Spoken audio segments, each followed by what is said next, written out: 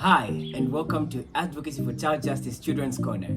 This is What We Say. What We Say is an online platform meant to amplify children's voices as well as shine a light on various issues of child interest. On this episode, we take a look at child abuse and how it can be handled at all levels. My name is Kamuti Sitali, and this is What We Say. Child abuse is a common reality that still impedes the realization and enjoyment of children's rights in Zambia. The most common forms of abuse identified in Zambia include child labor. With prevalent poverty levels in the country, most children fall prey to various forms of exploitation such as child labor.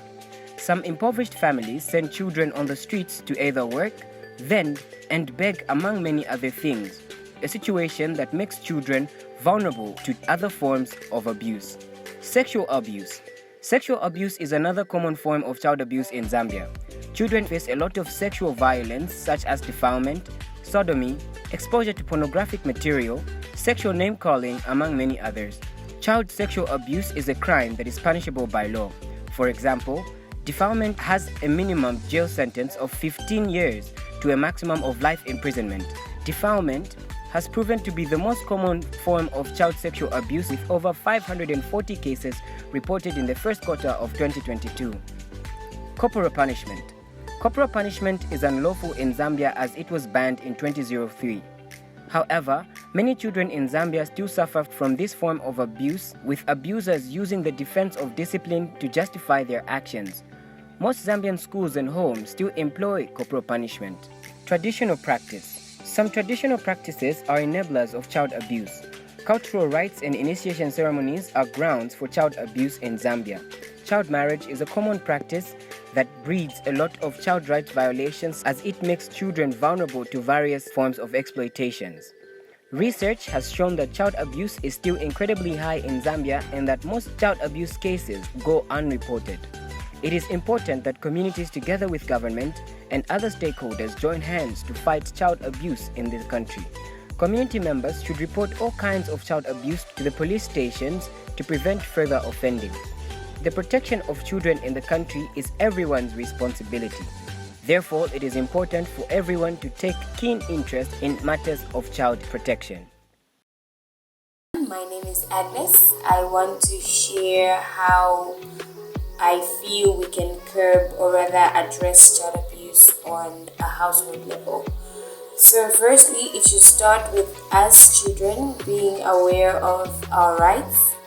If we know our rights, then we will take necessary action if we feel our rights are being violated, and child abuse is part of children's rights violation.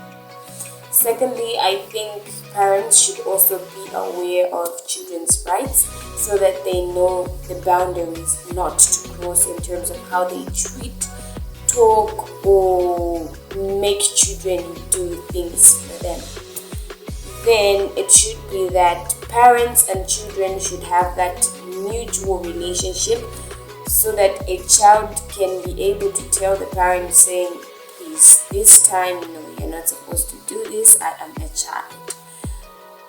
Another thing is that parents should not indulge themselves in substance abuse. Substance abuse is one major factor contributing to child abuse, as parents are intoxicated, they are not aware of all their full senses, and they end up doing things that they shouldn't do to children. Apart from that, parents must also be provided with job opportunities. I know this sounds crazy, but yes, parents who are working are likely to treat their children better than those who are not working.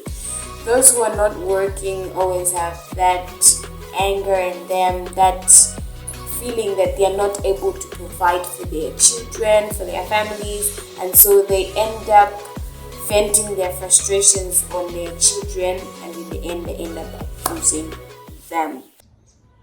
It has been 31 years since Zambia ratified the United Convention on the Rights of a Child. Now, one would hope that after this many years of ratification, the atmosphere of children's rights would improve. The latest step that Zambia took in the protection of children is the enactment of the Children's Code Act, which promises children much more than their safety. Now the question that remains is the Children's Court Act enough to guarantee the safety and protection of children? Thank you very much for your time. Do join us next time, but for now, it's bye-bye.